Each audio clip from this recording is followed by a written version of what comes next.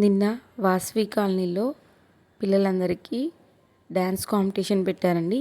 ఇక్కడ కూర్చున్న పిల్లలందరూ కూడా డ్యాన్స్ ప్రోగ్రాంలో పార్టిసిపేట్ చేసిన వాళ్ళు. డ్యాన్స్ ప్రోగ్రామ్కి రూల్స్ అన్నీ కూడా సార్ చెప్పారు, వినండి.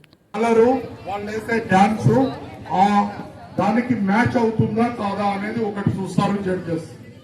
డ్రెస్సింగ్, వేషధారణ.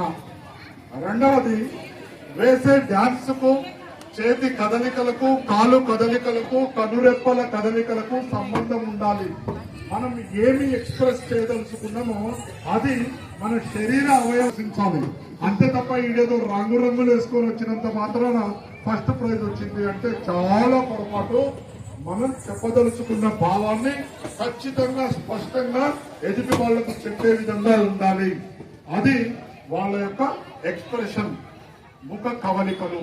ఇకపోతే మూడవది, వాళ్ళు వినాయక స్వామి ముందు మనందరి పెద్దల మధ్య ప్రదర్శించదగిన డాన్సేనా కాదా అనేది కూడా ఇంపార్టెంట్ అండి. నువ్వేదో వెస్టర్న్ పోగడకు సంబంధించి రకరకాలైన డాన్స్ ఇక్కడేసి అంగంగా ప్రదర్శన చేస్తే ఎట్టి పరిస్థితుల్లో మనం ప్రోత్సహించవద్దు.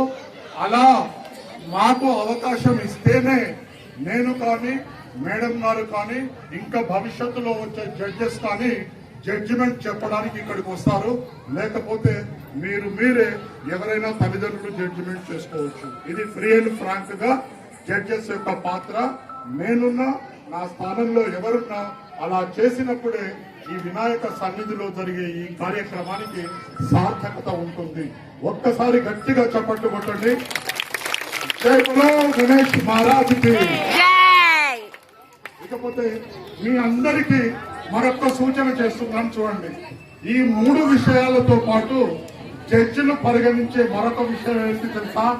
వాళ్ళ డాన్స్ కు స్పందించి మీరంతా కొట్టే చప్పట్లు. గట్టిగా చప్పట్లు కొడితే బాగుంది డాన్స్ అని అర్థం, చూస్తూ అంటే బాగలేదు అని అర్థం. అది కూడా లెక్కలోకి తీసుకుంటాము. కాబట్టి ఎవరి ప్రదర్శన మీకు నచ్చితే వాళ్ళది గట్టిగా చప్పట్లు కొట్టండి. మా వదిన బిడ్డనే గట్టి కొట్టండి చుట్టుపక్కల కొడితే ఆ 4-5 కొడతారు, అందరూ కొట్టరు. అందరూ కొట్టాలంటే అందులో పస ఉండాలి. దయచేసి ఈ విషయాలు గమనించండి. Thank you.